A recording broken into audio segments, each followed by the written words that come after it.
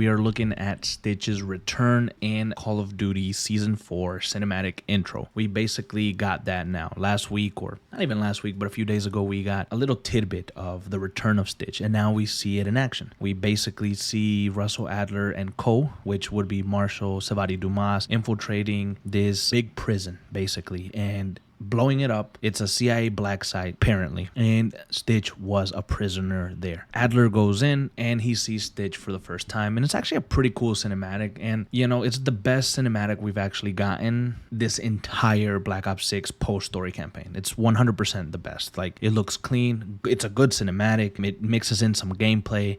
I wish that it would be like a very small mission that we campaign players were able to play. I actually wish that we would have gotten a message and said, all right, click here, and we open up the story and we're playing as Russell Adler and we're infiltrating this military base. Like, just let us infiltrate that area. Let us be Adler. Let us kill a bunch of freaking characters that are trying to stop us. Let us fight, and let this mission be like 20-25 minutes until we get to our waypoint, which is Stitch. We blow up the thing, and then we get the cinematic of Stitch and Adler together, and then they kind of leave. I would have loved that. I would have loved that as a campaign player, as a story player. That would have been so much cooler if we could have just gotten that, and it looks like they could have done it. I mean, just give us the bare minimum. You know what I'm saying? Whatever. I just thought that it would have been really cool to play. But if we're looking at the story of this, they're also released alongside the trailer a blog. Now, this blog is called Narrative Intel: Old Enemies, New Alliances. Stitch returns to Call of Duty Black Ops 6 and Call of Duty Warzone. It goes on to say here, following a daring jailbreak conducted by his former adversary,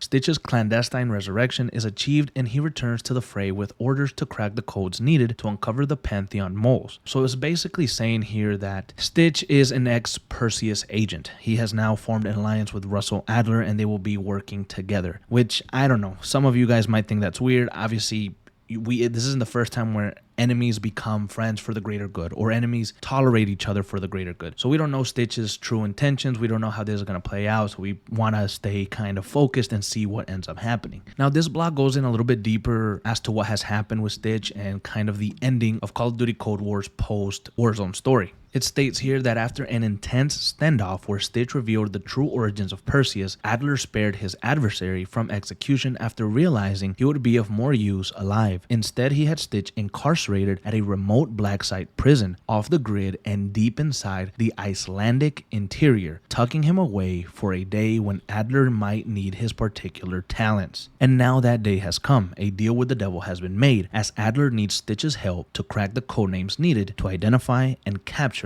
the Pantheon moles. And so that's basically all we have in the blog. That is the news story details. We know why Russell Adler ended up not killing Stitch. We know where Stitch has been. We know that he's been in a CIA black site, in a prison, and now they're working together. So if you like that, great. If you don't, I understand. But that's basically the story. And I think it's pretty interesting. Kind of keeps you entertained. It keeps me entertained, at least to see what happens next. This is the most interested that I've been in the entire post Call of Duty Black Ops 6 story, to be quite frank. So that's basically all I have for you guys. Now, quick update. Sorry that it took me so long to actually get this out. I would have gotten this out immediately. However, there was a fire where we live and we got evacuated like at 5:39 in the morning, and I didn't get back upstairs till about maybe 10:45 or 11. So we had to clean, we had to fix things up that the firefighters kind of messed with, and had to set everything up. I mean, it was a mess. Everything's fine, everyone's okay, but it was a freaking mess. And now that I also have you guys here, please ask me down in the comments below any questions that you might have for me, because I'm doing a 20,000 subscriber special Q&A once we hit 20,000. We're at 19,600. So again, if you have any questions you would like to ask me, go ahead and ask me down below. Thank you so much for watching, and I'll see you in the next one. Talk to me.